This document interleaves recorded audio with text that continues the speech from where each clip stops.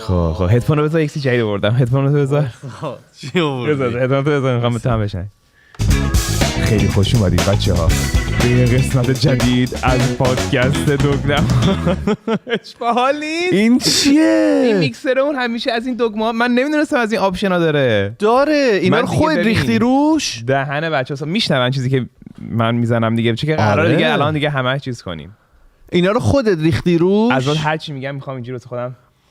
آقای میشنوید صدامو؟ خودت ریختی اینا؟ یه روش بوده، یعنی هر کی اینو بخره اینا رو داره. اینا روش بود از اول. عالی شد. سلام. چه خبر؟ تو چه خبره؟ همیشه خوبه؟ خوش اومدی به استودیو. مرسی. دیروز اینجا بودیم. نبودیم؟ پیروز اینجا بودیم. دیروز اینجا بودیم ولی تو اومدی من رفتم. تو یه سری کارهای دیگه داشتیم، اعصابش اینجا بودم، ما رو دوباره انداختی تو بدبختی دیگه. چه بدبختی؟ دوباره رفتیم توی بازسازی دیگه. میدونن بچه‌ها؟ گفتیم نه گفتیم چیزی می‌خوایم بگیم. آره بالا رو داریم بازسازی می‌کنیم که تبدیل کنیم به یک، یه جور میگی بالا رو می‌بینیم، میگه همه رو بردیم بالا. ما استودیومون اینجایی که هست این طبقه پایینشه، بالا هم 2 تا آفیس استور مثل جای کوچیک داریم. برای کانال جدیدی که به 7000 سابسکرایبر رسید به 7000. من فقط روز اول داشتم چک می‌کردم، هی میشد 5 تا، میشد 1. ببین میشد 4 تا، میشد 200. دیوونه میشدم یعنی تصمیم میدید به نظرم چیز اکسرسایز خوب بود. به یوتیوب میگفتیم ببین فراد چم بیا ببین اینجا نه کسی میاد نه کسی میره، فقط دارن میان کسی نمیره. ببین چقدر صحبت کردم باشون قبلا در این موضوع خیلی. آره ولی کارش نمیشه که میگن ما طبقه بالا رو تصمیم گرفتیم که ست جدید بسازیم برای کانال جدید. خیلی اکسایتدیم در موردش. من خیلی ذوق دارم، خیلی. منم همینطور. خیلی کلی ایده دارم ولی نمیخوام الان زوده. میدونی چی میگم؟ بذار برسیم بهش. دوگنواشم چون که ما مثلا 2 سال گفتیم ما نه. من که آماده بودم. من از 2 سال پیش آماده بودم، همه چی هم آماده بود، شما تشریف نیاوردید پایین. چیکارا کردین این هفته آقای ما؟ من این هفته درگیر بازسازی دیگه. من از 2 روز پیش ما اومدیم ویکند با هم دیگه یه برنامه‌ای چیدیم از کارهایی که باید تا قبل از عید انجام بدیم. یه برنامه فکر کنم 18 تا چیز مختلفه، پله مختلفه که باید بریم جلو. 18 تا خان. آره واقعا 18 تا خانه که باید پشت سر بذاریم تا قبل از عید. برای همین دیگه من دیروز دیگه افتاده بودم پای این کارا دیگه. آدمای مختلفو زنگ بزن قیمت بگیر بیان ببینن، بیان شروع کنن انجام دادن و مشغول اینا بودم بیشتر. شما چه خبر؟ چیزی که هفته پیش یادم رفتم باید صحبت کنیم چی بود؟ از شنبه آهنگ دادین بیرون. بچه‌ها دوست داشتن فکر کنم. مثل مریضی. کامنت‌ها خوششون اومد. مثل مریضی خیلی واسم آهنگ مهمی بود. چرا؟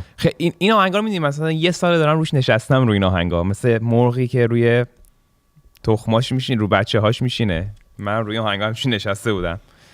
الان کلی آهنگه که قرار مثلا با فاصله 2 هفته همه رو بدم بیرون دیگه. نمیخوام کلش آلبوم بدم. آره باریکلا. بعد مثل مریضی این شعراشو خودم نوشته بودم و خیلی واسم شعرشو دوست داشتم. خب خودت هم دیگه خوندی؟ آره انقدر دوست داشتم که گفتم من خودم باید بخونم دیگه.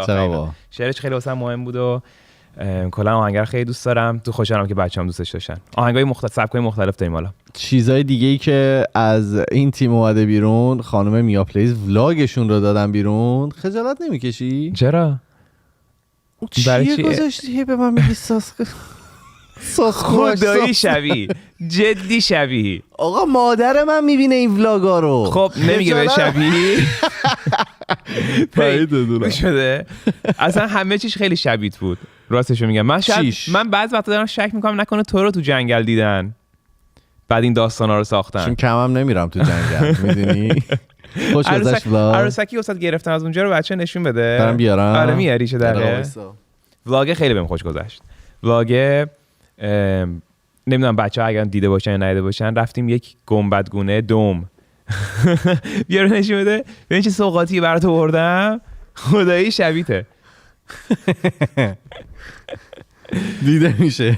بچه‌ای که دارن رندی میکنن یا جایی که تصویر ندارن، یه عروسک دقیقاً عین خود ایمان. بابا من انقدر پشمالو نیستم. بذار بگیم بچه‌ها در مورد چی داریم حرف میزنن. چون خیلی ندیده باشن ولاگر. تو ولاگ ما رفتیم یه شهری به اسم هریسون هات اسپرینگز. هریسون فکر کنم اسم شهر. هات اسپرینگ اسم چیزشه. هات اسپرینگز هم داره. هات اسپرینگ میشه این دریاچه های جوشانه. دریاچه حساب میشه اسپرینگ. چشمه طبیعی که گرمه. آها فهمیدی؟ چشمه طبیعی که گرمه. درست. چی میگن؟ گرمابه نمیدونم. و رفتیم اونجا، اصلا اون کارو که نکردیم چون که یه کاری قرقش کردن، یه هتل اونجا هست که فقط باید بری تو هتل تو بتونی استفاده کنی از اون آب. قبلا بغلش مثل که بود یه جایی که مردم عادی مثلا عمومی هم می‌رسن برن، ولی کلی سنگ اونن ریختن تو که نتونی بری، که مجبور شی بری هتل. عجب. کلی قاطی کردن سر اون موضوع، سر قاطی کردن، ولی گفتن که به خاطر سیفتی این کارو کردیم، چون که هتل میگفت آدما میومدن اونجا خطرناک بود واسهشون، حالا بیان تو هتل ما که نرفتیم. شهر که اصلا متروکه بود، اصلا هیچکی انگار نبود تو شهر، خیلی عجیب بود، خیلی خب بعد موقع رفتی. البته نه الانم زمستونه دیگه، معمولا تو زمستون باید بری توی جای گرم دیگه. خیلی خلوت بود. من همه ذوقم به این بود که مثل که هریسون مرکز ساسکواچ. آقای چیزی که داری میگی خیالیه، یعنی خیالی نیست. نه اونجا ببین ساسکواچ همون بیگ فوت، یکی موجوده میمون نمایی که رو دو پاش راه میره، قد بلند داره و بزرگه.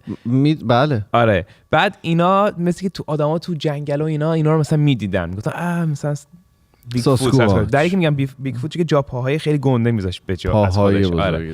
بعد من خیلی ذوق داشتم که برم اینو ببینم. آره. بله. ذوق داشتم برم این بیگ فوت رو از نزدیک ببینم که نشد این سری. ولی امید داری که بیگ فوت رو ببینی. 100% یه روزی بالاخره میبینمش. اون و پری دریایی هم خیلی میخوام ببینم. شنیدم داستان پری دریایی از دریای همون خزر، دریای خودمونه. دریای خود کاسپیان خزر. الان اسم درستش چیه؟ دریای خزر دیگه، همیشه دریای خزر بوده. آره مثل که از کاسپین سی از اونجا اصلا کلا داستاناش اومده بیرون. پری دریایی. مطمئنم که دیگه زدی به سیم آخر دیگه، یعنی دیگه اصلا تو اگه یه پری دریایی از نزدیک میدی ترجیح دادی که نصفه بالاش ماهی باشه و پایین تنش آدم، یا پایین تنش ماهی باشه بالاترش آدم؟ خیلی ویرد میشه اگه بالا تنش ماهی باشه پایین تنش آدم. خیلی عجیب میشه. جو حالتش من دوست دارم. نه بابا اصلا پایین تنش آدم باشه بالا تن ماهی، باید بسیار داره چه ماهی. خب اصلا تو هر ماهی که قرمز طلایی ها هستن اونا قشنگه. نه بابا ولم کن لوای اینجوری. چی داری میگیم؟ ویدیوی بعدی که اومد غذای لرستان بود. وای چقدر خوش گذشت اون ویدیو، چقدر خوشمزه بود غذاها، چقدر خوشمزه. کامنت رو نخوندم هنوز. کامنت مامانمو میخوای بدونم؟ مامان چی گفت؟ مامانم زنگ زدیم میگه که غذاها رو اونجوری که میخواستم نشون ندادین. چجوری بعد نشون میدادین؟ نور پردازیتون روی غذا، نور پردازیتون ضعیفه. گفتم مادرم من ولم کن، یعنی چی نور پردازیتون روی غذاها ضعیف؟ گفت نه غذاهایی که من درست کردم رنگ و لعابش فرق میکرد. کلا همه چی نورای اینجا یه ذره چیزه رنگ و چیزا رو عوض میکنه. اصلا میدونی هر کسی دنبال دیده شدن اون کانسپت خودشه دیگه. آره خیلی خوشمزه بود واقعا. خیلی همه خوشحال بودن از هموطنهای لرستانیمون که رفتیم و غذاها رو زدیم و همه متفق القول بر این باور بودن که غذاها درست. من حالا دوست دارم غذای ایرانی که داریم میریم غذای کشور دیگر هم ادامه بدیم. خیلی مخصوصا که یه کامنت چند وقت پیش خوندم که گفته بود که من ویدیوهاتون رو از افغانستان نگاه میکنم و کلی تعریف کرد که مثلا ویدیوتون نگاه میکنم خیلی به من انرژی امید میده. انقدر ذوق کردم که از کشورهای دیگه بیرون از ایران هم نگاه میکنم که خیلی باحال بود برام. دلم میخواد که کشور دیگه برم.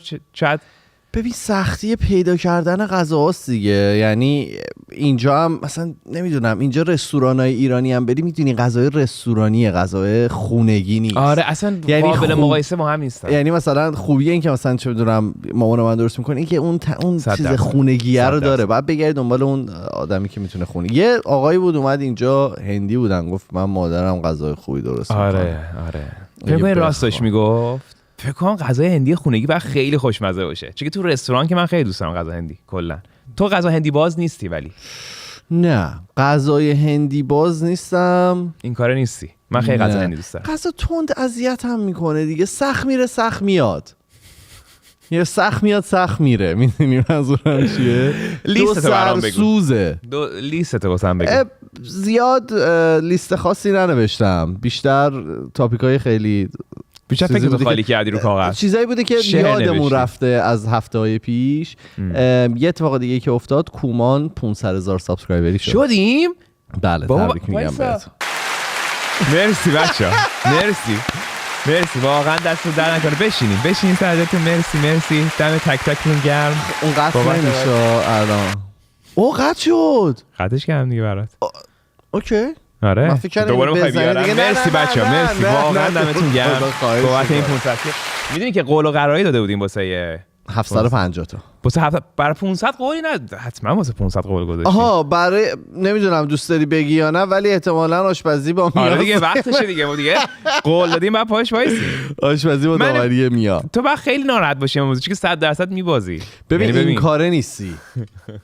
من اصلا میدونی کلا دوست دارم غذایی که اینجاست غذا رو بخورم دیگه، اصلا برام مهم نیست که کی میبره کی میبازه. اون روز بهشت منه. از پای غذا من خیلی دوست دارم. غذا رو که درست میکنی از پاش همینطوری خام بخوری. آره منم اون کارو میکنم بعد سیر میشم موقع چیز. آره دیگه خوبیش همینه. من غذا میپزم کلا سیر میشم. بوش بهت میخوره. کلا وقتی زیاد پای غذا. ولی دوست داری به زور بخورید مثلا. نه پس غذا درست کنم وای میسم بالا سرت اینجوری چه مزه‌ای بود بگو برام ببینم. بعد خوراکم اینه که از خودم از غذای خودم ایراد بگیرم کوفت کنم هر کی داره غذامو میخوره. نه شوره نه نخور میگیرم میریزم دور. آره تو کلا زیاد ایراد میگیری از اتفاقایی که خود رقم میزنی. تو غذا میخوری چیزی نگاه میکنی باهاش؟ من خیلی دوست دارم این کارو. آره دیدی خیلی عادت مهمیه. من قبلا اینطوری نبودم حالا الان حسین دوباره میگه اسم من آوردین. حسین این بلا رو سر من حسین رو بیاریم دیگه. حسین رو بیاریمش تو داستان. تو دوگ نباش. خب بیاریم. قسمت بعدی بیاریمه. میتونیم بیاریمش. آخه من یه روزی باشه کلاس نشه باشید دیگه. بچه سخت مشغول درس دکتر باشی همین میشه دیگه سخت. هی بهش میگم اسکلی نکنین کار. ولی مجبورم هی میشینم. آره باید حتما یه ببینم. یه چیزی باید پخش بشه تو خونم. اینو میخواستم بهت بگم. چیو می‌خواستی بگی؟ یه خاطره برای تعریف کنم. من این عدد رو دیدی که گفتن تعداد آدمایی که توی کانادا تعداد مریض هایی که برای اینکه دکتر نمیبینن آره کلیا میمیرن. آره چقدر عددش رو فکر کنم 30,000 تا بود امسال. 30,000 نفر. 30,000 نفر واسه کسایی که بهشون معاجله یعنی وقت دکتر بهشون ندن یا بهشون وقت بهشون نمیرسه در سال به خاطر به این دلیل فوت میکنن. خیلی وحشتناکه. من یاد یه اتفاق اومد تو سرت. هم می‌خواستم یه اتفاقی که برام این خبری بود که هفته پیش اومد بیرون. خب به نظر من خبر هر سال میگنش. آره. خیلی عدد بزرگیه اگه دقت کنی. یاد یه اتفاقی افتاد. یاد اون افتادم. من چند سال پیش مثلا فکر کنم مثلا 4-5 سال پیش یه تابستون بود که خیلی موتور سواری کردم. یعنی تمام مدتم داشتم توی این کولا کاسکتی که دارم توش اسپیکر داره آهنگم گوش میدم. بعد اینو به خاطر اینکه خب صدای اطراف خیلی زیاده آهنگر رو تا خرطلاق میدی بالا دیگه که دیگه تو بشنوی چه اتفاقی داره میفته. وسطای تابستون یکی از گوشام شروع کرد به سوت زدن. خیلی بدیه. تنایتس فکر کنم بهش میگن. نمیدونم چیه. تو داشتی اینو؟ من اینقدر که موزیک بلند با بچه تمرین میکردم همیشه تو از اول از تو میپرسیدم داستان چیه. آقا ما یه روز گذشت 2 روز گذشت این بلند شدم دیدم هنوز داره سوت میزنه. اصلا اینطوریه که اصلا غیر منطقیه. بعد موقعی که میخوابی هم سوته رو داری. یعنی اینطوری نیست که اوکی مغز شات داون شد دیگه سوته رو نمیشنوی. زنگ زدم به اینجا اینطوری که شما فامیلی دکتر دارین، یه دکتر خانوادگی دارین، اگر که قرار باشه بریم میشه متخصص اون باید شما رو بفرسته پیش دکتر متخصص. زنگ زدم به این دکتر خانوادگی و گفتم که آره من یه همچین مشکلی برام پیش اومده میخوام بیام منشیش برداشت. گفتم میخوام بیام دکتر رو ببینم. گفتش که برو بابا. گفتش که دکتر رو من میتونم 6 هفته دیگه بهتون وقت بدم. دقیقاً همینه. همون خواستم من ترامپ رو میتونم زودتر از 6 هفته ببینم. اصلا 6 هفته اصلا ببین زنگ زنی گفتی گوشم سوت میکشه برو گم شو. تو زنگ زنی بگی دارم میمیرم میگن 4 هفته دیگه بیا. زودترین وقتی که دارن اینطوری و من بهتون پیشنهاد میکنم که برید مثلا از این واکینا. یه سری کلینیک هم هست که شما میتونید واکینا که خیلی بدن. یه دونه تو لانزل بود و من رفتم تو واکی نشستم و بعد مثلا آدمایی که اونجا نشسته بودن یه آقای بود واقعا شکمش باز بود. یعنی بدبخت انقدر مثلا مشکلات داشت. میگم آدمایی که اون تو بودن من واقعا خودم خجالت کشیدم که اونجا من نباید اونجا می بودم. نشستم یه 3-4 ساعتی و بعد رفتم پیش دکتر گفتش که آره این بعضی موقع اتفاق میفته و هیچ روشی هم برای خوب شدنش نیست. خداحافظ. گفتم یعنی چی دکتر این داره سوت میزنه، من 3 روز تو گوشم داره بلبلی میزنه، یعنی چی روشی برای خوب شدنش؟ گفت آره sometimes it comes sometimes راستش منم هیچ کاری نکردم وقتی اینجوری شدم. گفتم که خب من پیشنهادت چیه تو به عنوان یه دکتری به من بگو موزیک دیگه بلند گوش نده. نه گفت اتفاقا گفت تو خونت موزیک پلی کن، این صدا رو چیز میکنه. گفتم یعنی شما میگی من با موزیک بخوام؟ گفت بهترین روششه. گفتم دست درد نکنه. اومدم بیرون. یعنی از این که رفتم پیش این دکتره بیشتر عصبانی شدم که رفتم پیش دکتر. منم راستش دکتر واسش نرفتم تا حالا، ولی خیلی اینجوری یه شدم. 10 روزی هم طول کشید، شب واقعا 7 روز طول کشید. خیلی باشون میمونه تا آخر، میدونی که همون بهم گفت بعضیا تا آخر اون براشون میمونه. گفتم دکتر این با من بمونه که خیلی بد میشه. خیلی از این گیتاریستا و درامرها و کسایی که گروهای راک قدیمی اینا بودن همشون این مشکل دارن کامل. این بده. خیلی بلندم هست. این خیلی من در اینکه پرسیدم تلویزیون نگاه می‌کنی با چیز، به خاطر این بود که من داشتم تازگی فکر می‌کردم هر وقت که مثلا یه وقت میاد که مثلا سکوت یه چیزی نیست، همیشه یه چیزی مثلا تو ماشین همیشه دوست دارم زنگ بزنم با یکی صحبت کنم، یا دوست دارم مثلا یک چیزی پخشه یا چیز شه. خیلی خیلی جالب وقتی که آدم سکوت میشه و تنها میشه، آدم شروع می‌کنه فکر کردن. این بدا که من داشتم فکر می‌کردم همون من چند وقت پیش داشتم بهش فکر می‌کردم که هر وقت که این فکر را میاد همیشه خیلی آدمای چیزتری میشم، پروداکتیو تری میشم.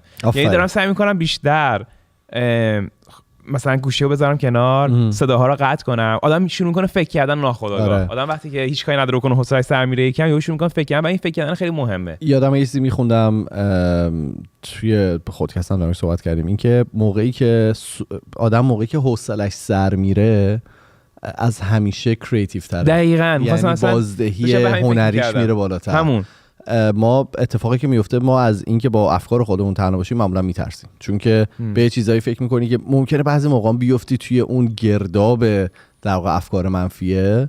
ولی اینطوری که تو موقعی که حوصله‌ات سر میره تازه ذهنت آزاد میشه که فکر بکنه به چیزهای مختلف دیگه، به کریتیو بودن. و ما به خاطر که از این میترسیم سریع میخوایم اینو جبرانش بکنیم. فقط ترسم نیست، احساس میکنم که الان یه جوری شده که اصلا انقدر چیزای مختلفی هست که سرت حوصله سر نره، کم تایمی پیش میاد که مثلا خیلی راحت سریع یه ثانیه گوشی رو برداری دیگه حوصله سر نمیره دیگه. نه اصلا اینو بهش میخوام برسم که ما از سکوت میترسیم. یعنی من حالا نمیدونم تو اینطوری یا نه، توی کانورسیشنی بعضی موقع ها آدما از این روش استفاده میکنن که به خاطر اینکه اون طرفو آنکامفتبل کنن سکوت میکنن. یعنی تو اگه با یه نفر داری صحبت میکنی، اگه من سکوت، مثلا تو ایزی از من بپرسی من سکوت کنم هیچی نگم، شاید تو 5 ثانیه صبر کنی، بعد از 5 ثانیه اون سکوت رو خودت میشکنی یه چیز دیگه. خب خیلی آدم عجیبه دیگه. همون دیگه میدونی. یعنی یه مدتی بود من به خاطر یه موضوعی میرفتم پیش وکیل و فلان و اینا، میگفتش نه اون اتفاقا میگفتش که اگر که اون وکیل دیگه داشت تو سوال میپرسید سکوت کرد، تو هم هیچی نگو. خب من از همین کارو میکنم با تو الان. آقای زرند خواهش میکنم نکن این کارو. میبینی نمیتونم میبینی منظورم چیه؟ دقیقا همینطوریه واقعا. موقعی که یه نفر یعنی بعضی موقع توی یه سری از اصلا اینو میگفتش که شما مثلا داری یه صحبت خیلی سختی رو داری با یه نفر میکنی، اگر که به جای سکوت رسید تو هم، یعنی اگه نیاز نره صحبت کنی نه واقعا سکوت یه نفر رو آنکامفتبل میکنه. میشه چقدر این چیز باحالیه. خیلی زشته. قبول دارم حرفتو، ولی سکوت خیلی زشته کلا. ولی من اینو میخوام بگم که از اینکه حوصله‌مون سر بره نباید بترسیم، از اینکه با خودمون با افکارمون تنها باشیم نباید بترسیم. اتفاقا باید بعضی موقع اتفاق بیفته. اینی که میگی من چند روز پیش توی ماشین مثلا شاید واقعا 3 ساعت داشتم رانندگی میکردم و یعنی هیچی گوش ندادم از قصد. نه واقعا ذهنم انقدر مشغول بود دیگه افتادم تو لوپ فکر کردنه و دیگه اصلا به خیلی باحاله این نرسید. موضوع من خیلی خوشم دارم از این موضوع. تازگی‌های من هر وقت که مثلا میخوام بشینم برنامه بنویسم، اون موقع تقریبا تنها وقتی که همه چیزای دیگه قطع میکنم، فقط سعی میکنم برنامه و همیشه هم بهتر میتونم برنامه بنویسم. و فهمیدم خب این کار باید بیشتر احساس میکنم برای اینکه آدم حوصله‌اش سر بره، الان آدم دیگه باید بره دنبالش. خیلی عجیبه. میدونی چی میگم؟ یعنی به خیلی راحت دیگه حوصله سر نمیره، باید برید واقعا سعی کنی که حوصله سر بره. چون همه دارن اتومات تا میشینی یا یه اصلا یه گوشت برمی‌داری یا یک سری تلویزیون میزنی یا با یکی حرف میزنی یا یه کتابی برمی‌داری، انقدر فرمت‌های مختلف سرگرم کردن خود آدم حالا هست که آدم بهش اعتیاد داریم و اصلا تمام این کمپانی مختلف هم دارن برای اینکه اون اتنشن تو رو، برای اینکه اون توجه تو رو به خودشون جلب بکنن، نوتیفیکیشن میده از اون ور، اون صدا در میاره، اون اینه که آدم‌ها احساس میکنن بعضی وقتا فکر میکنم که فکر کنم آدمای دیگه هم با این باشه، اگر مثلا بشینم هیچ کاری نکنم دارم هدر میدم زندگیمو، یا مثلا الان یکی دیگه داره مثلا کلی کارهای باحال میکنه، من مثلا آدما اینجوری ان احساس میکنم، منم خودم اینجوری ام. من به نظرم موقعی که تو با خودت تنهایی اتفاقا داری بیشتر لطف به خودت می‌کنی. یعنی بعضی موقع ها اینطوری که از این که میترسیم که مثلا داریم وقتمون رو تلف میکنیم، واقعا میریم وقتمون رو تلف میکنیم. من دارم وقتمو تلف میکنم، بذار گوشیمو بردارم ببینم مثلا چی کار میتونم توش بکنم. من الان از هفته پیش که با هم صحبت کردیم روی یه سوشال میدیا کلینز هستم. باریکلا. روزی کلینز. آره روزی 1 ساعت فقط میرم توی اینستاگرامم. خیلی خوب. اگه مثلا چیزی رو بعد لایک کنم، اگه میرم مثلا استوری کردن و اینا، اونا رو جواب میدم اگر که باید این کارو بکنم، و بعد گوشو میذارم کنار و دیگه تو سوشال میدیا نمیرم. واقعا آفرین. نوکرتم. آفرین. Thank you Vancouver.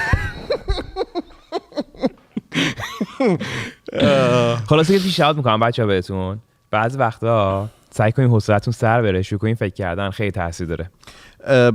من واقعا اینو واقعا دارم تمرین میکنم، اینکه از بیرون که میام خونه سریع چیز نکنم، سریع مثلا تلویزیونم روشن نکنم، سریع سعی نکنم یه صدایی توی اون خونه به وجود بیارم که ذهنمو پرت بکنه. ولی واقعا اینم میفهمم اوایلش خیلی سخته، اصلا آدم تپش قلب میگیره. یعنی بعضی موقع من یادم میاد اون اوایل که این اتفاق میافتاد، یا موقعی که داشتم با اون وکیل صحبت میکردم، به موقعی که میگفت اگه من سکوت کردم مثلا نیاز نداره تو هم چیزی بگی، واقعا 5 ثانیه که میگذشت تپش قلب میگرفتم. ولی بعضی موقع به نظرم سکوت مهمه. جالب، احساس می‌کنم این وکیل خیلی تاثیر گذاشت تو زندگیت.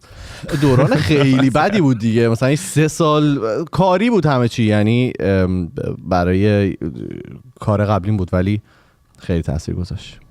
شما چه خبر دیگه چی کارا کردی؟ با سفر اینا نمیخوای بری؟ من خیلی میخوام برم، سفرم که کنسل شد. سفرمون نمیشه ها. یه چیزی که تازگی اومد بیرون، مسابقه ما با مجله الف بود، خیلی باحال بود، خیلی سخت بود برام. 3 تا دیگه اومد بیرون، هم ونکورسان اومد، نوشو نیوز اومد و چیز. آره کلی اخبار اینا همشو اون موقع ضبط کرده بودن، ولی خب الان اومده. تو یه روز بچه‌ها اومدن مثلا 6 تا جا اومدن با ما مسابقه کردن تو 2 روز. توی قرار بود توی یه روز باشه، شد تو 2 روز. خیلی عجیب بود. بعد الف مگزین هم خیلی جالب بود. الف مگزین قرار نبود انقدر طولانی بود، قرار بود مثلا یه خیلی درباره مثلا استودیو باشه، ایونت باشه، تبدیل شد به یه، من اصلا فکر کردم قرار بود نوشتاری باشه. من اصلا فکر کردم مجله است، فکر می‌کردم توی.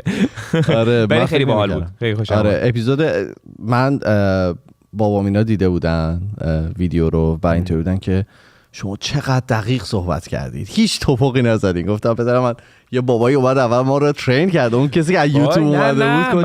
من که 2 دقیقه اولش دیدم قطع کردم، اینقدر رو مخم داشت میرفت، بعد داشتم صحبت میکردم. نه عزیزم بابا اصلا اتفاقا برعکس حرفی تو، خیلی داشتم بد حرف میزدم من. نه من خیلی راضی بودم. نه من اصلا دوست داشتم، خیلی آخه خیلی متفاوت بود از کاری که عادیان میکنی. آره. یا مثلا با 2 نفر نشستن جلو از اون سوال میپرسن، بعد اصلا عادت نداشتم اینجوری حرف بزنم. بعد تو فاصله زیاد، یعنی ما این ور استودیو بودیم، اونا اون ور. نمی‌شیدم چی دارم میگم.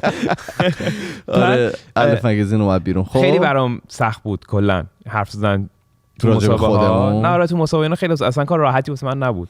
نه واقعا اصلا کار راحتی نیست. من کلا حالا یه مشکلی که من دارم، هر کسی ازم میپرسه که میفهمم خب یوتیوبری، میگن که خب چی کار میکنی تو یوتیوب چنلتون؟ خیلی برام سخته که توضیح بدم ما چی کار میکنیم. همه کار میکنیم یه جورایی. همون یعنی برام خیلی سخته که از خودمون تعریف کنم، بگم که مثلا ما این کارو میکنیم، این کارو میکنیم، این کارو میکنیم. من همیشه اولین چیزی که میگم در مورد غذاست. با اینکه اصلا در مورد غذا نیست جدیدن، حالا هر از گاهی چیزایی غذا با غذا شروعش با غذا توش هست، یه تم غذایی همیشه داریم دیگه. تست کردن کارهای مختلف. بچه‌ها به نظرتون ما اگه بخوایم خودمون رو توصیف کنیم چی کار میکنه، چجوری باید توصیف کنیم خودمون رو به یکی؟ ولی کلا مصاحبه شدن به نظرم خیلی سخت است، مصاحبه کردن. آره من که اصلا من خیلی حس عجیب داشتم، اصلا دوست ندارم مصاحبه دادن. آره خیلی سخته. اولا که دوست ندارم خیلی در مورد خودم حرف بزنم، 2 سوالی که میپرسن بعضی وقتا نمیدونم 2 منظور است، سخته جواب دادن سوال سخته.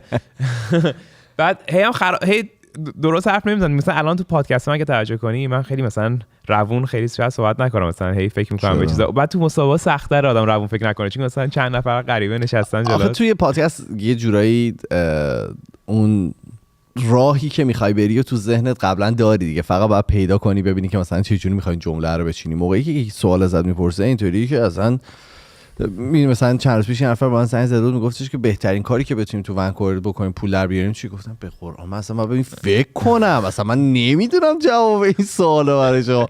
منم همه سوالا اینجوری بود که واقعا نمیدونم. ولی خوبیش این بود اون خانومی که اومد، فکر کنم در مورد زیتون صحبت کردیم چندین جای مختلف. واقعا خیلی خانم زیتون بهترینه. یه خانومی بود به نام زیتون که ایرانی هم نبود، خیلی خیلی آدم اصالتا باحالی بود. از جاهای عجیب غریب خودش هم گفت چه می‌دونم مادر بزرگم ایرانیه، پدر مادرم هندی ان. گفته بود ایرانی؟ گفت یکی از مادر بزرگام اصالتا ایرانیه. بعد آره خلاصه یه خانم دایورسی بود کامل، ولی اومد ما رو چیز کرد، ما رو با همون تمرین کرد که چه جوری خواست هر روز میتونستم باهاش صحبت کنم با خانم زیتون. میتونیم. خیلی مهربون بود. دری که دارم میگم خیلی خیلی اصلا مهربون ترین آدمی بود تو زندگی میدم دیگه. حالا مهربون ترین آدمی که زندگی دیدی احتمالاً نبوده. مهربون بود ولی انگار میدونی چرا خیلی حال کردم، انگار با اینکه مثلا فارسی نبود کامل رو کانال ما و کارایی که می‌کنیم مسلط بود و پشت ما بود خیلی. یعنی مثلا تو مسابقه قشنگ اینجوری وایساده بود که مثلا اگر مثلا یکی یه چیزی میپرسید که مثلا دوستش میواد نه آره این سوال نپرسید. این فیلم‌ها بود خیلی باحال. آره واقعا از اون کاراکترها بود که وایساده بود برای تو داشت میجنگید و این دیدنش خیلی باحاله. من اینو دوست دارم. یه موضوعی که توی مسابقه الف اومد بیرون این بود که ما چجوری با هم آشنا شدیم. سال‌هاست می‌خوایم، یادم نبود دربارش حرف زدیم، گفتیم که توی آسانسور هم دیگه دیدیم. آره من و تو سال‌هاست که می‌خوایم در این مورد صحبت کنیم ولی صحبت نکردیم. من ایمانو تو ساختمون دیدم. بذار من از سمت خودم بگم. خیلی متفاوت بود. اجازه بده من از سمت خودم بگم. بگو. ما توی ساختمون با هم دیگه زندگی می‌کردیم. اینو کوروش میگه اینطوری نیست، اصلا میگه به هیچ عنوان اینطوری نیست. بگو. من یه بار کوروش کیمیا رو توی ساختمون توی آسانسور دیدم و داشتیم میرفتیم بالا. تو میا لباس ورزشی تنتون بود، مثل اینکه از جیم اومدین. یعنی حتی یادم میا کلاه سرش بود. ولی تو اینو اصلا میگه که این اتفاقه. من اینجا که شما رو دیدم تو بودم که اوه شت اینا واقعا همونایین که من مثلا دیده بودم، شاید همینا باشن. بعد بهتون ایمیل زدم، به تو هم مسیج زدم فلان و اینا، ولی بعد دوباره همدیگه رو توی لابی دیدیم. من ایمیلی ازت ندیدم. خدا رو تو لابی دیدم. تو من اینی که داری میگی یادم نیست. خب این تو چی که من دیده بودی؟ من که تو یعنی یادم نبود که منم دیده. آره دیگه. بعد تو لابی من اونجا یادم میاد که ما هم صحبت کردیم. آخه من اون موقع قیافه خیلی دیستینکتی داشتم. من ریش داشتم تا زیر نافم. کوتاه بود. موام کوتاه بود، ریش خیلی بلند داشتی. پالتو میپوشیدم، سیسه. آره یه سیسه خاصی داشتی. سیسه لوکس. سیسه هاسکی داشتی. بعد آخرین بار، یعنی باری که دیگه جفتمون یادمونه اینه که من از آسانسور اومدم از پارکینگ، گفتم که برم صندوق پستی رو چک کنم. صندوق پستی اومدم چک کنم، دیدم که یه نفر حیرون از حیرون وایساده توی لابی. بعد بهش گفتم که شما کوروشی؟ گفتش که آره. گفتم من ایمانم، خوشبختم میبینم تو اینا. و گفت یه چقدر منتظری یکی بودی صندلی برات بیاره شاید. آره یعنی یه صندلی داشت براتون میومد. ببخشید تو برگشتی گفتی چون تو منو میشناختی من تو رو نمیشناختم. آره تازه کلیک کرد تو مغزم. خیلی آدم پایینی هستی. منظورم اونجوری نبود. بعضی موقع واقعیت‌ها رو نباید گفت آقا کوروش. نه آخه تو یه جوری گفتی که یه جوری داشتی میگفتی انگار مثلا من یادم باشه که معلومه که من یاد باشه. کجا یادم باشه. در حال من اونجا بهش گفتم که آره من ایمانم فلان و اینا و نمیدونم اونجا در مورد پادکست با صحبت کردم که بیا پادکست. فکر کنم همونجا با صحبت کردی. فکر کنم همونجا با صحبت کردم، گفتم بهت مسیج میزنم و اینا. ولی قبل از پادکست تو ویدیومون هم بودی، یاد میاد؟ تو یکی از ویدیوام اون بعد از پادکست بود یا قبل از پادکست؟ بعد ما تازه اونجا همدیگه نه یه دونه از ویدیوهامون پادکست آره قبلش بودم. چند تا ویدیو رو بودم. آره من قشنگ میاد که نه اولین ویدیویی که توش هستی فکر کنم برای 5 سال پیشه که توی آسانسور گفتم بیا یه دقیقه تو لابی. ما اون موقع که با هم دیگه همسایه بودیم باحال بود، اون مدت دوست داشتم. اون موقع اوج استریم کردن و هر جفت اون هم استریم می‌کردیم. تو استریمات هم میومدم. یه بار اومدی دهنمو سرویس کردی. آره فیلمش هنوز هست، سرکه دادی من خوردم. ولی حالا جدا این که اونجا با هم آشنا شدیم، بعد شروع کردیم با هم صحبت کردن. بعد من یه روز که خونه ایمان، فکر کنم خونه شما بودیم، داشتیم صحبت می‌کردیم. اومدم خونه ایمان، بعد داشتم مثلا درباره ایده‌ام و حرف می‌زدم. بعد ایمانم دقیقاً همون کاری که من می‌خواستم بکنم ایمانم تو سرش بود. مثلا میگفتم کانال دوست دارم باشه، اینجوری باشه، این کارو بکن، این کارو بکن، به نظرم خیلی باحال میشه. همین کومانو داشتیم توضیح میدادیم. بعد ایمانم دقیقاً کلی هدف و انگیزه و چیزایی داشت که خیلی با من توی یه خط بود. یعنی بودم که چه جالب که چقدر شانسی که مگه میشه اصلا یکی دیگه هست که دقیقاً اون چیزایی که من میخوام و میخواد و جفتمون یه هدف داریم و جفتمون یه جا داریم. همینجوری اصلا قسمت بود دیگه. میدونی چی میگم؟ قسمت بود که امروز همدیگه رو ببینیم و شروع کنیم. هنوز برام جالبه که چه جوری اومدی توی پادکست. برام جالبه چون سخت مصاحبه میکنی دیگه. آره ولی دوست داشتم، باحال بود. من اون اپیزود خیلی دوست داشتم. به نظرم اپیزود باحالی بود. سوالای متفاوتی ازت کردیم. اون موقع هم ازت پرسیدیم کی مخ کیو زد، گفتی من مخ میار زدم. اونجا ازت ولی اینو می‌خواستم بگو دلیل اصلی که تونستیم انقدر چیز با هم کار کنیم به خاطر همین هدف مشترکمون و یه ویژن داشتیم با هم، یه چیز می‌خواستیم. این نظرم خیلی مهمه که اینی که کسایی که داریم با هم دیگه کار می‌کنین اگه همتون دقیقاً یک هدف داشته باشین، اون توی ببین اینطوری نیست که شما هیچ وقت به دیساگریمنت نخورید. یعنی من با خودم بعضی موقع دارم کار میکنم، از خودم ایراد میگیرم، با خودم به مشکل میخورم.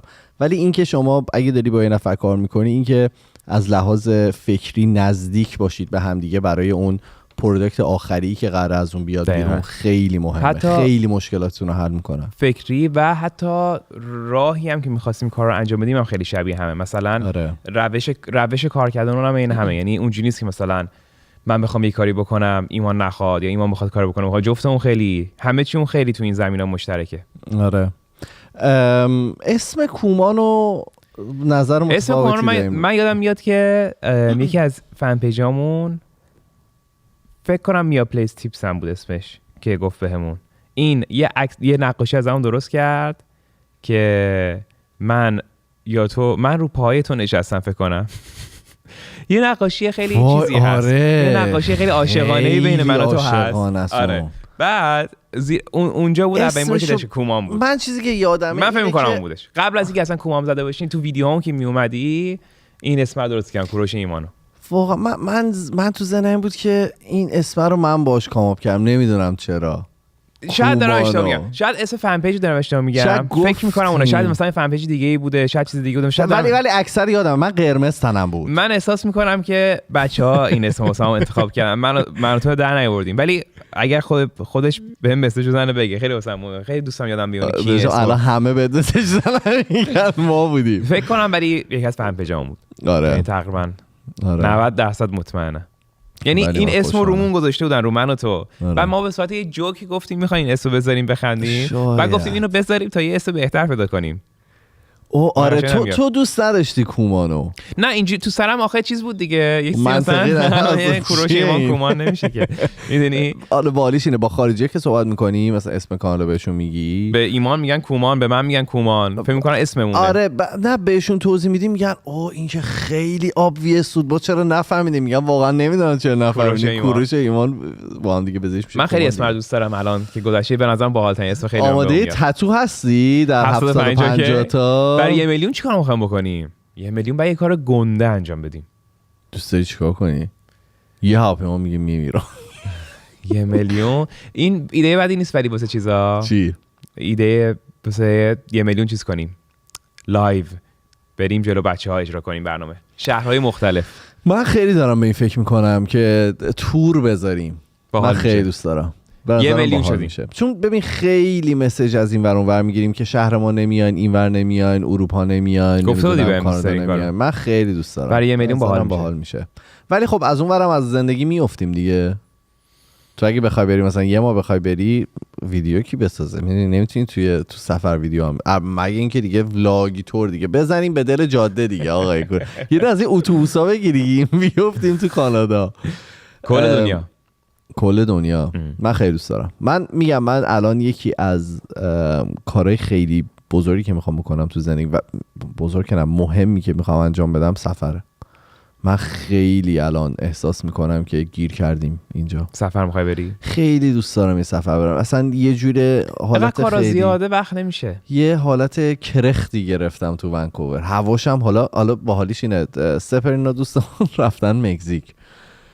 از موقعی که پاشو گذاشته اینجا آفتاب ولی خیلی سرده. خب سرمایه دیگه سگ سرمایه دیگه ته زمستون الان. ولی با سال پیش مقایسه کن خیلی بهتره. سال پیش -11 درجه بود. سال پیش خیلی سردتر بود. ولی بچه‌ها رفتن مکزیک همش داره بارون میاد دیگه. اون موقعی که رسیدن داره بارون میاد. بهتر. آره دیگه که برام اندازه خود سر سگ کشید. سفر منم سفر خیلی دارم میخواد. یه کار خیلی بزرگی که میخوام انجام بدم. بگو دوست دارم که بتونیم با کومان کارهای خیری بیشتر انجام بدیم. کارهای خیریه طوری خیلی دلم میخواد انجام بدم. دارم خیلی کاراشو داریم الان میکنیم. یه سری کارایی داریم میکنیم. دارم سعی میکنم ثبت کنم یه خیریه که نمیتونم ثبت کنم، یعنی آره بهش میگم بنیاد. دارم سعی میکنم به اسم کومان اینجا ثبت کنم که بتونیم پول جمع کنیم کارهای باحال باش بکنیم. چون که همین الانش هم داریم این کارو میکنیم. آره ولی اینجوری مرتب‌تر درست‌تر میتونیم شاید از دولت کمک بگیریم، از بچه‌ها کمک بگیریم، کارهای بزرگتر بتونیم بکنیم. آره الان به واسطه اینکه یه ذره ما شاید شناخته‌تر شدیم به خاطر همین کسایی که اومدن با ما مسابقه کردن و نه به خاطر چیز دیگه، شاید یه ذره دستمون بازتر باشه برای اینکه بخوایم. خیلی حساسن روی بنیاد و اینا. ولی الان که اصلا بگی من میخوام کار خیر بکنم میان بالا سر یارو وای میسته میگه خب انجام بده. مشکلی ندارم بیاد بکنه، بیاد ببینه. ولی اوکی دنبالشم الان دنبال کاراشم. الان خیلی داری کار. یه سوال بپرسم میتونم یه زیو تیز کنیم؟ بگو چیو؟ پیک شادی داریم امسال. 100% پیک شادی داریم امسال. پیک شادی سنگین خفن‌تر از سال پیش. از 3 ماه داریم روش کار میکنیم. ایول. پیک شادی خیلی باحالی داریم. یه سری سورپرایزای دیگه هم داریم. سورپرایزای دیگه هم داریم. سورپرایزای دیگه رو با منم مطرح می‌کنی یا نه؟ خب سورپرایز. بعضی موقع مثلا کوروش میاد میگه که ایمان اینو دیدی؟ بعد مثلا میبینم یه انیمیشن 15 دقیقه‌ای مثلا درست کرده توی 6 ماه گذشته بدونی که من بدونم. یا مثلا 2 تا لوگوی مختلف طراحی کرده، تیشرت. میگم داشتم خب به ما بگو 2 تا از این چیزایی که داره سورپرایزای دیگه هم داریم. یعنی آره من خیلی ذوق دارم واسه کلا. من از وقتی که مثلا یه هدفی دارم مثلا عید کاری باحال بکنیم خیلی حال و هوای عید منو میگیره. آره الان پیک شادی خیلی ذوق دارم. من سال پیش برای هالووین و کریسمس و اینا خیلی ذوق داشتم. امسال اصلا نداشتم ولی واسه عید از الان دارم، چون که شاید دارم رو پیک شادی کار میکنم. آره. از الان ذوقشو دارم قشنگ. آره. خیلی باحاله. اون 2 هفته آخر اسفند چقدر حال میداد مدرسه. خیلی همه چی تقلق بود دیگه، یعنی همه چی دیگه شل بود، خیلی خوش میگذشت. من میگم این اپیزود یه ذره سوال بیشتر جواب بدیم، کمتر حرف بزنیم. بچه‌ها یه ذره شاکی بودن از تعداد سوالای کمی که جواب میدیم. خب باش من آوردم سوالا رو. خب شاید کلی سوال واسم در آورده. اولی نوشته خیلی واسم نوشتن که ساب کن اسکرین شات فرستن. اینو شروین فرستاده که به کوماندو سابسکرایب کرده. باریکلا بچه‌ها. چندم بوده؟ 277. دمت گرم. اگرم دوباره برین چک کنین دیگه، چون خیلی هاشو پرون. یعنی خیلی کارهای باحال میخوام بکنم واسه کوماندو. نمیدونم الان میگم الان زوده، ولی خیلی ذوق دارم واسش. برنامه‌ها دارم براتونا. یعنی برنامه‌های طولانی زیاد. به خاطر گفته بودید چرا ویدیو 15 دقیقه است؟ ویدیو باید طولانی باشه. بر ویدیوهای طولانی میخوام براتون بذارم. سوال بعدی از ساعت ویدیو. حالا ببین. سوال بعدی از آیدا. سلام به تک تک اعضای کومان. سلام بچه‌ها. کوروش و ایمان عزیز. راستش من سوالم اینه که آیا بچه‌ها حالا توی خونه وقتی که دارن ویدیوهای شما رو می‌بینن باهاتون حرف میزنن یا نه؟ چون من واقعا احساس صمیمیت زیادی باهاتون دارم و حالا نمیدونم شاید دیوونه باشم. وقتی دارم ویدیو رو می‌بینم کاملا باهاتون حرف میزنم و اظهار نظر میدم راجع به هر بحثی که باشه و خیلی خواستم بگم که دوستتون دارم. مرسی از اینکه با ویدیوهاتون ما رو کلی خوشحال می‌کنید و کلی عشق بهتون. سلام ایمان. سلام کوروش. وایس رفت بعدی. اولا که من رو 2x دارم اینا رو می‌ذارم، ببخشید. بله. به خاطر که نمی‌تونم. من همه چی رو 2x آره. ولی فکر کنم قشنگ‌تره که رو 1x بذارم. حالا شما ما رو ببخشید. آیدا مرسی. اولا که اصلا دیوونه نیستی. من اصلا از قصد دوست دارم یه جوری تو ویدیو دارم باهاتون حرف میزنم که شما با من حرف بزنی، یعنی به نظر کاملا نرماله. خب و که نمیشنوی که. آره ولی من کاملا تو سر خودم تو با اونا حرف میزنی اونا میشنون. درسته که مثلا اونا نمیشه، ولی تو سر خودم من دارم باهاشون حرف میزنم کاملا. یعنی من تصور دارم میکنم که بچه‌ها جلوم نشستن و دارم باهاشون حرف میزنم. کاملا همیشه اینجوریم. یعنی دیدی میگم بچه‌ها، یعنی واقعا تو سرم اینه که خب چون هستن بالاخره دارم میدونی جلو یه جورایی دارن یه واقعیتی وجود دیگه. داره اینه که اگر که اون روزی که این رابطه‌ای که ما با شما داریم دو طرفه نباشه دیگه به درد نمیخوره. برای همین همیشه دو طرفه بوده و ما مشتاقیم که بفهمیم شما چی دارید بگید و چی میخواید. من خیلی دوست دارم که مثلا بازیایی که میکنی من همش یعنی امیدوارم که مثلا وقتی داریم مسابقه هم میدیم که بچه‌هام دارن با اون پا مسابقه میدن، اونا رو که دارن بازی میکنن خیلی وقتا تو سرم اینجوریام که اوه اینا اشتباه زدن، الان بچه‌ها فکر می‌کنن من اسکار اونا درست زدن. من اینجوری برام خودم میگم که نه اونام اشتباه زدن، هیچی نتونسته، من فقط تونستم. خیلی تو سرم این بازی‌ها رو من خیلی دارم، برای همین خیلی خوشحالم که این کارو می‌کنید. بقیه بچه‌ها اگه این کارو می‌کنین بنویسین برامون. سوال بعدی. سلام کوروش ایمان، داشتم اپیزودی که راجع به کالکت کردن چیزای مختلف بودن رو می‌دیدم. کوروش گفت که کلکسیون کارت‌های پوکیمون داشته. دقیقاً واقعا خوشحال شدم چون منم از بچگی کالکت می‌کردم. یه سری چیزا رو دقیقاً عین کوروش با هر کدوم از دوستام که یکی صمیمی شدن میگفتن خودش یکی از کارت‌های پوکیمون رو انتخاب کنه. وای چه اشتباهی کردی. و بعد رو برای خودش اینا عکس کلکسیون. بابا من چقدر دلم می‌خواد این عکس‌ها این پوکیمون کلکشن داره. کدومش خفنه رو بهم نشون بده. ببین من تا 251 اولیای پوکیمونا رو حفظ که مثلا خوب بلدم. بعد از اون دیگه من یعنی چی 200 چند تا 1000 تا الان پوکیمون داریم. من تا 205 من از جنریشن 1 میگن الان نمیدونم جنریشن چندمی. ببین مثلا جنریشن 1 و 2 آره بعد من از همون اولاش که خیلی ترکون بچگی خودم. الان اصلا اونایی که من چیز بودم بهشون میگن مثلا اینچنت پوکیمون فکر کنم مثلا نه دیگه نیستن. پیکاچو یکه. پیکاچو قدیمیه. آره پیکاچو جزء نسل اولاست که من دوست داشتم. اینم داره توشون. دارم میرم مورسیا و اینا چیزای باحال داره. باریکلا دمت گرم. ناراحت نباش از اینکه دادی به دوستات ولی باحال کردی. اونا رو خوشحال کردی. البته امیدوارم که اونا قدرشو بدونن. من ذره همیشه سالت دارم نسبت به کسایی که بهشون چیزا میدم. اگه ازش درست مراقبت نکنن دیوونه میشن. سوال بعدی از عسل. سلام کوروش، حالت دیگه داره. حالت کلی باشه. بچه‌ها یه چیزی که داشتین راجع به سلف کیر میگفت، یعنی ایمان گفت فکر کنم راجع به پادکست گوش کردن بود. من اصلا آدمی نبودم که پادکست باز باشم، پادکست پرسن نبودم هیچ وقت. و اینا کام یکونی. آره ایشون خودشون رو دو یک صحبت می‌کنن اصلا. هوای تمیز و صافی نبودم. یعنی چی؟ یعنی اگه یکی با من حرف میزد این شکلی بودم که خب من الان باید وسط حرف تو ایدمو بگم. من اصلا نمیتونم به تو کامل گوش کنم بفهمم تا جمله آخر چی میگه. این حالا چه طرف داشت مثلا به من یه ادوایسی میداد، چه حالا مثلا حالتی بود که داشت به من یه چیزی یاد میداد. ولی پادکست گوش کردن خیلی روی شنیدن من تاثیر گذاشت. اینکه آدما رو بشنوم، حرفاشون رو بشنوم، حالا اصلا صرفا نه به خاطر اینکه یه چیزی ازشون یاد بگیرم. اینکه گوش شنوا باشم خیلی برام مهم بود و موفقیتمو واقعا میتونم بگم مدیون خودکست و دود نباشم. بابا مرسی. اصلا اولا دمت گرم مرسی. حرفی که میزنم من کاملا درک میکنم. من خودم هی دارم سعی میکنم یاد بگیرم که هی حرف نزنم زیاد. من دوست دارم تو حرف بزنی. آره ولی من هی دوست دارم حرف بزنی. جمله ها هی سری چیز میاد تو سرم و همه رو میخوام بگم بعد احساس میکنم که میپرم از ولی من اینطوری ام. من حالا نسبت به اون سوال اینطوری بگم، من بعضی موقع مثلا دارم یه پادکست رو گوش میدم اصلا اینطوریم که نه بابا چی داری میگی وایسا ببینم. مثلا اون موقع دارم با طرف دعوا میکنم پای تلویزیون ولی خب میفهمم بچه‌ها چی میگن. میفهمم. رو منم داره، یعنی الان خودم که تو این پادکست هم دارم تاثیر میذاره که دارم سعی میکنم حرفای منو بشنوی. من گوش که میدم کمتر بپرم. سوال بعد از رها. سلام رها. سلام به ایمان و کوروش، امیدوارم که حال جفتتون عالی باشه. مرسی. من خواستم تشکر کنم بابت محتوای خیلی خوب و با کیفیتی که برامون می‌سازین و بعدش خواستم یه سوال یکم چالشی ازتون بپرسم. سوالم هم اینه که تا حالا شده بابت اینکه جایی کسی شناختتون ازش بخواین که کارتون رو براتون راحت‌تر انجام بده. منظورم این نیستش که یه طرفدار کسی که دوستتون داره خودش خواسته باشه کاری رو براتون انجام بده. برام سوالی که تا حالا شده خودتون از قصد به واسطه اینکه معروفیت و مشهوریت دارید بخواید یه کاری رو یکم غیر قانونی یا با میانبر یا یکم آسان‌تری که براتون انجام بده. من نه ولی انقدر دلم می‌خواست واقعا نشده. نه ولی اونجوری که خودشون گفتن شده تا الان که مثلا شناختن ما رو با مثلا لطف داشتم، مثلا تو یه رستورانی بودیم از همون پول نگرفتن یا مثلا خیلی اون اتفاق افتاده. من خیلی معذب میشم. من موقعی که میریم توی رستوران و ازم پول نمیگیرن خیلی هر سرویسی چی که میدونی همچین توقعی هیچ وقت نیست و ندارم و اصلا نمیخوام. من اتفاقا برعکس دوست دارم که مثلا ازم پول بگیرن. یه چیزی میتونم بگم، من اینو نظر خودم نیست، جای دیگه شنیدم ولی به نظرم خیلی نظر درستیه.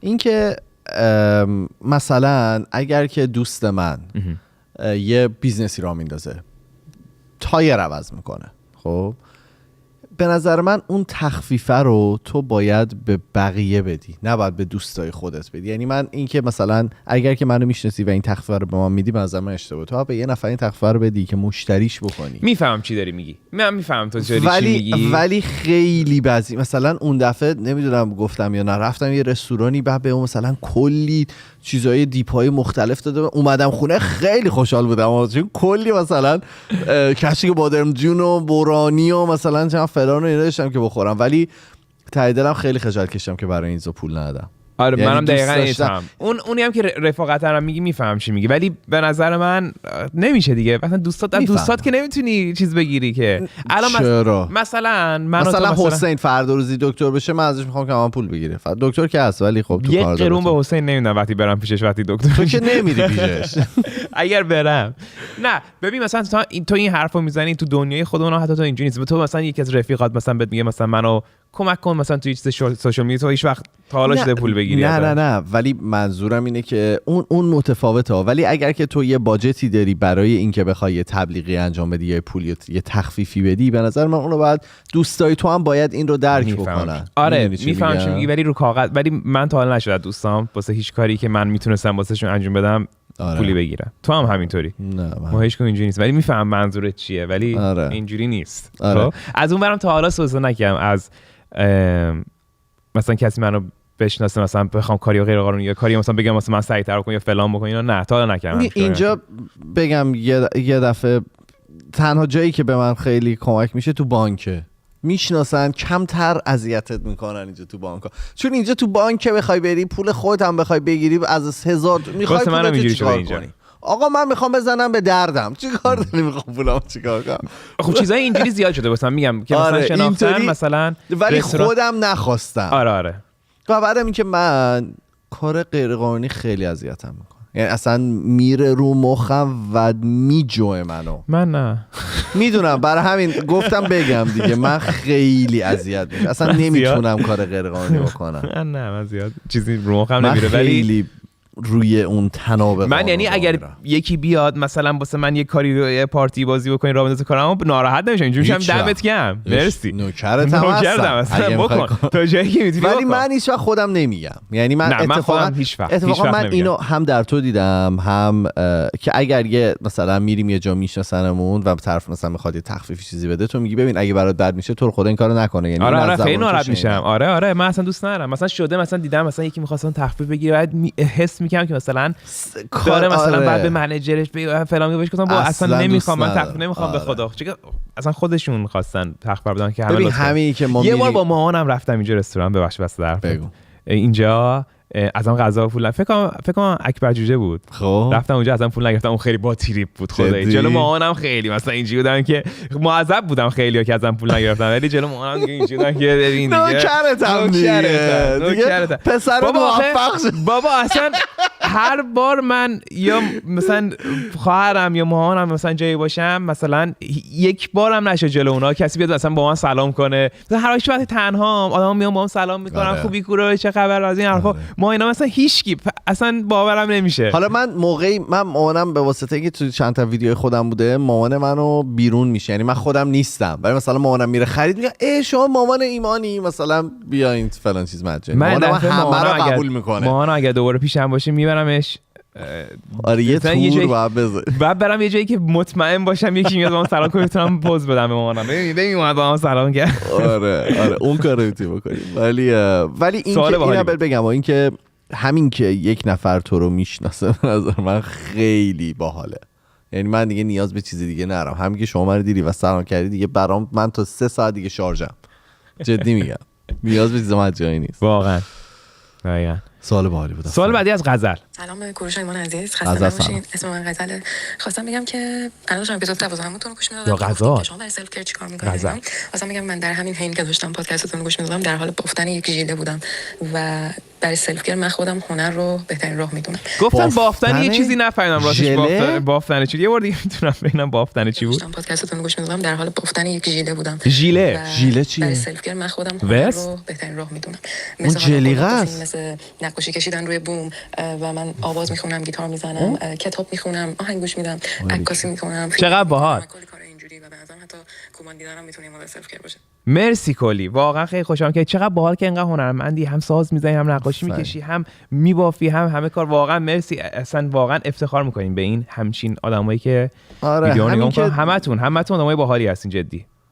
واقعا بعضی موقع فکر کنم که اصلا لیاقتتون ندارم، بعضی موقع خیلی وقت. عشق منید. خب سوال بعدی. خیلی پایینی. هستی نوشته سلام به کوروش و ایمان. سلام. ایمان عزیز، من یک دفتر ژورنال درست کردم که هر صفحه‌شو اختصاص دادم به یکی از چیزایی که مورد علاقه‌ام تا هر وقت ورقش میزنم و میبینم حس خوب بهم بده. یکی از صفحاتش اختصاص دادم به شما و میا که اگر که واقعا کلی حس خوب داشته باشه برام. خواستم شما هم ببینین. ببین چه باحاله. این دفتر، این کل صفحه، این یه برگه خیلی بزرگه. خیلی باحاله. منم ببینم. منم توشم. چقدر باحال. مرضیه و مرتضی هم هستن. پس بده. داشتم خودم سوال بعدی رو بخونم برات. دمت گرم، مرسی. سوال بعدی سوال نیست، عکس فرستاده. کوروش گفت کنجکاو بچه‌ها ببینن چیکار میکنن. من فردا امتحان کوانتوم دارم لوبیا قارچ میخورم و کومان میبینم. چه باحال. لوبیا قارچ. من الان نگاه کن. آفرین، بفرستین برام، بفرستین، خیلی دوست دارم بدم. امتحان چی شد؟ امتحانو بهمون بگو. امتحان کوانتوم. امتحان مهم نیست. مهم اینه که داره کومانو نگاه میکنه. آفرین بر تو. سلام به ایمان و کوروش عزیز. ما سه تا کماندو حتی توی سفرم دور همی دوگنه‌هاشو کمان می‌بینیم. مرسی که از اینکه توی هر اپیزود از دغدغه‌ها و مشکلات صحبت می‌کنیم و باعث میشه یه ورژن بهتری از خودمون تبدیل بشیم. بابا دمت گرم.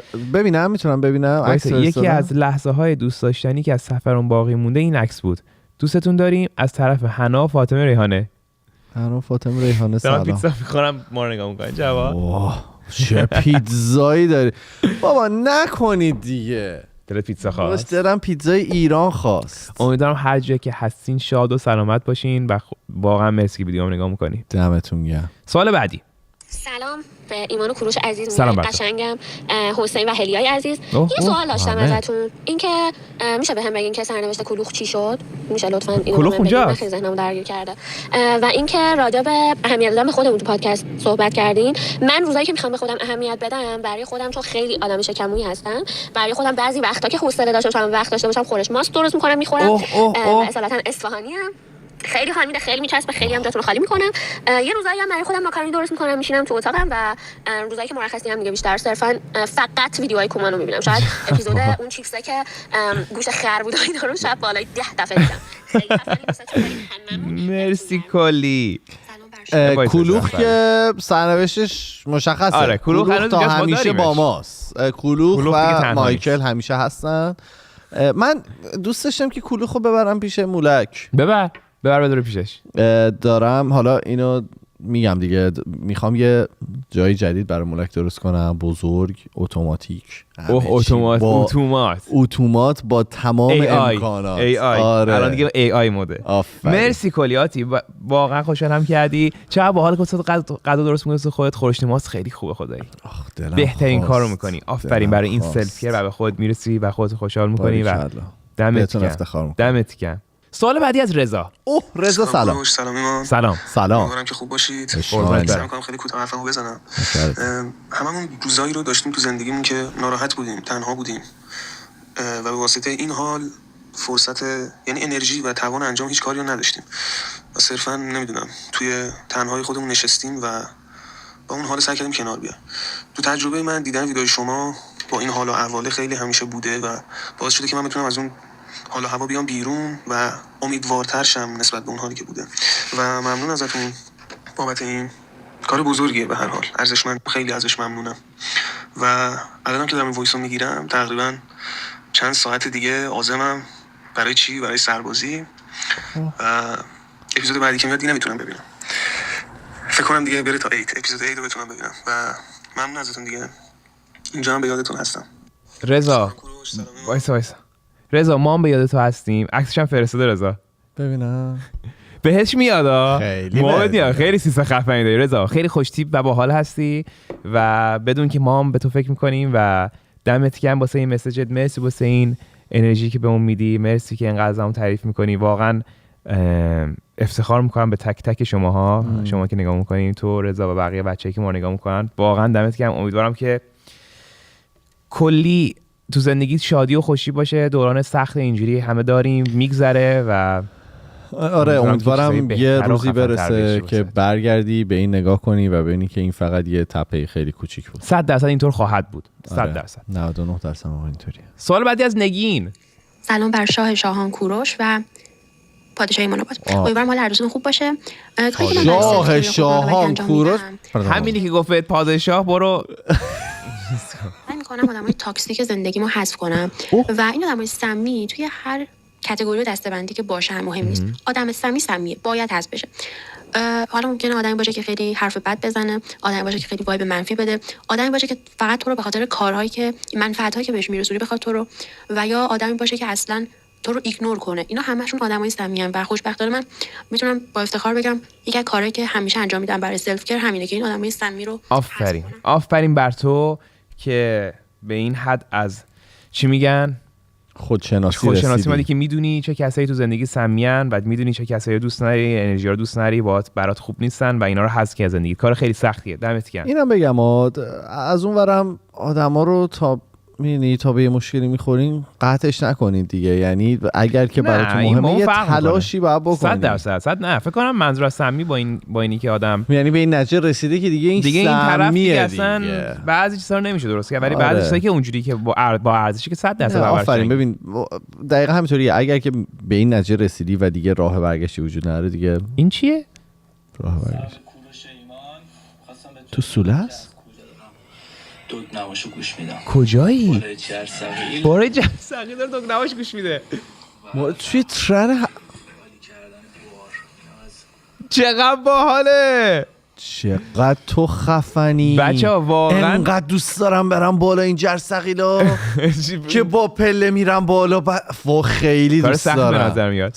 باورم نمیشه انقدر جاهای مختلف. یکی تو سفر داره نگاه میکنه، یکی بالا جرثقی داره نگاه میکنه، یکی قبل سربازی. واقعا بعضی وقتا که من مثلا اینجا میشیم ویدیو ضبط می‌کنیم اصلا به ذهنمون نمیرسه که بچه‌ها چه شرایطای مختلف کجا و کی دارن نگاه می‌کنن. اینستا رو می‌بینم خیلی احساس نزدیک‌تری بهتون می‌کنم. خیلی خوشحالم. مرسی واقعا که این چیزا رو با ما در میون می‌ذارین و اشتراک می‌ذارین. اصلا خیلی خوشحالم. این چیه؟ دمتون گرم. سوال بعدی از دورسا. سلام دورسا. نوشته که سلام امیدوارم که خوب باشی. نه سلام فقط تو اینجوری میگی سلام. نه یه دختر است بچه ویدیو تو اینستاگرام که سلام باشه. منم همینجوری سلام میکنم. قبل هر چیزی خواستم یه تشکر بزرگ کنم از اینکه اینقدر به این سادگی و قشنگی خوبید. مرسی. خودت خوبی درست بابا. دمت گرم. سوالی که دارم ازتون اینه اکویپمنت و تولز های مورد علاقتون برای تولید محتوا چیه؟ برای مثال با چه اپی ادیتاتون رو انجام میدین؟ بیا برای ولاگ از چه دوربینی واسه استفاده میکنین؟ خیلی دوست دارم بدونم. من یه دونه ویدیوی کامل میتونم درباره مثلا حرف بزنم درباره لوازم فقط. چیه؟ اول بذار سوال اولش جواب بدیم. با چه ادیت؟ ادوبی فاینال کات پرو. خب همیشه هر کی یه کاری میکنه بهتره به نظر. همین دیروز خانم میا استوری گذاشته بودم و از پریمیر شاکی بودم. پریمیر اصلا خوب نیست ولی هم من هم میا هم میلاد رو پریمیر. فقط ایمان فاینال کات پرو. تمام خفنای دنیا دارم فاینال کات پرو استفاده. پریمیر من اصلا نمیگم خوبه، فقط عادت داریم بهش. اگر که دسترسی به کامپیوتر اپل داریم مثلا فاینال کات پرو خیلی اپ راحت خوب و مناسبه. بذار لوازم بهت بگم. ولی خب لوازم بستگی داره که چه سبک ویدیو داری درست می‌کنی. مثل ما مثلا نشستی یه جا ویدیو درست می‌کنی یا ولاگ بیشتر درست می‌کنی. اگر ولاگ داری درست می‌کنی به نظر من هر چقدر پروداکشنت خیلی حرفه‌ای باشه زیاد فایده نداره. یعنی خوب نیست، شاید به ضررت هم باشه. چون که تو رو به قول خارجی دیسکانکت شاید بکنه. وقتی تو زیادی دیگه همه چیز پرفکت باشه و خیلی پروداکشن بالا باشه و انگار استودیویی باشه، ولاگ دیگه حسش شاید الکی بده، مصنوعی استیج شده بده. ولی مثلا اگر با یه گوشیت باشه، حالا نه با گوشی‌ها، ولی کلا یه ریلکس تر باشه، حس بهتری بهت میده. ببین چیزی که به تو کمک میکنه که به راحت ترین شکل ممکن با بالاترین کیفیتی که میتونی تو اون لحظه ویدیو تو بگیری، به نظرم بهترین طوله. مهم نیست که اون موقع تو یه دونه ویدیو دوربین استادیومی داری یا اینکه یه دونه چیزایی که از تصویر مهمتره صدا و نوره. آفرین. که این دوتا مهمتره. باریکلا. صدا و نور. آفرین. یه میکروفون صدا خیلی مهمه. لاو مایک. ما همه رو استفاده کردیم، رود استفاده کردیم، دی جی استفاده کردیم، سنهایزر. همه فکر کنم همشون هم خوبن، هیچ کدوم بد نبودن. راحت ترینش رود و یکی دیگه هم از گرده این. آره به میلاد میگن رو صفحه بیار، اسمش نمیدونم چیه. هالیلند آره نه اینجوری داره. میلاد میاره رو صفحه. آره اون خیلی خوبه. دیدم خیلی دارن استفاده میکنن. دوربین چیزایی که ما استفاده میکنیم تو استودیو، اون FX6 استفاده میکنیم با لنزهای مختلف، لنزامون جی مستر اکثرا، ولی مثلا 10-20 تا لنز مختلف داریم واسه سناریوهای مختلف. میکروفونی که تو استودیو استفاده میکنیم MKH سنهایزر MKH 50 که خیلی خوبه، ولی خب به درد کار ولاگ و اینا آره، یعنی به درد ولاگ و اینا شاید نخوره. برای همین خیلی مهمه چه سبکی داری میگیری. ولاگ داری میگیری، به نظرم موبایل خوب داشته باشی که تصویرش خوب باشه خیلی خوبه، یا سونی ZV-1 هم خیلی خوبه. من اونو خیلی دوست دارم. من این DJI پاکت ها رو زیاد دوست ندارم، فقط به خاطر گیمبالش. بعضی وقتا اون لحظه نمیتونم سریع اون چیزی که میخوام نشون بدم. میگم راحتی مهمترین چیزه. بعضی وقتا تو وقتی یه دوربینای خیلی چراغ این روشن دوربینای خیلی گنده همراهم داریم تو کومان یا مثلا تو ولاگای میبریم با خودمون، سختی کار باهاش بعضی وقتا باعث میشه که اصلا آدم اون استفاده نکنه، شاتر آدم نگیره. ولی وقتی که دوربین راحت و را دستت باشه و همراهت باشه، کوچیک باشه، خیلی خوبه. مخصوصا موبایل آدما بهت گیر نمیدن. خیلی الان همه راحتن با اینکه یه نفر یه دونه موبایل گرفته. آره ولی دوربین گنده رو همه مثلا حساسن بهش وقتی با یه دوربین میری ولاگ بگیری و اینا. آره چیزی که دوست دارم، یه خاطره دوست دارم بگم اینه که من خیلی درون و این استفاده میکنم از اوایلش که درونا اومدن و یه ذره در واقع در دست پابلیک قرار گرفت. آره دوست داشتم درون شاتا رو. من همیشه فکر کردم که آره من اگه برم فلان مثلا درون خفن رو بگیرم شاید بتونم شاتای خیلی اینطور بود یا نبود؟ 100% اینطور نیست. راحت‌تر نبود چون که نه به خاطر اینکه اول بزرگتره، حملش سخت‌تره، صدای بیشتری تولید میکنه. اینجا چیز میخواد، اینجا اصلا گواهینامه میخواد، بعد برید امتحان بدی. از موقعی که درون بزرگتر گرفتم شاید واقعا 3 بار تونستم استفاده بکنم. چون مثال بارز لوازم گرون حتما به درد نمیخوره. اون چیزی که در دسترس دارین در بودجه‌تونه و میگم مهمتر از خود دوربینتون کادری که دارین میبندینه. مثل کادر بسته ما رو میبینین کج و کل از خیلی اینجوری کاد نذارین. آقا چشه خوبه، تازه این خوبه است. تازه بهتره است. ولی خب این از قصد هنر خواستیم این آره دیگه هنر رو ببین توش دیگه. این تصمیمم بود که کج باشه. آره. ولی کادر درست چیدن، نور درست داشتن و صدای درست 90% راه رفتین جلو. و مهمتر از همه لوازم و اینا خود داستانتون. اگر یه ولاگ درست کنی خوب با یه دست برای خودت بزن. مرسی. راست میگه، داستانه خیلی ویدیو مهمه. خود ویدیو این که داری توش چیکار میکنی و چقدر به کاری که داری میکنی علاقه داری. خیلی دوستتون دارم. عشق منی. خیلی خوشحال مرسی که یه اپیزود دیگه هم با ما بودید. دمتون گرم. تا اپیزود بعدی فعلا بای بای.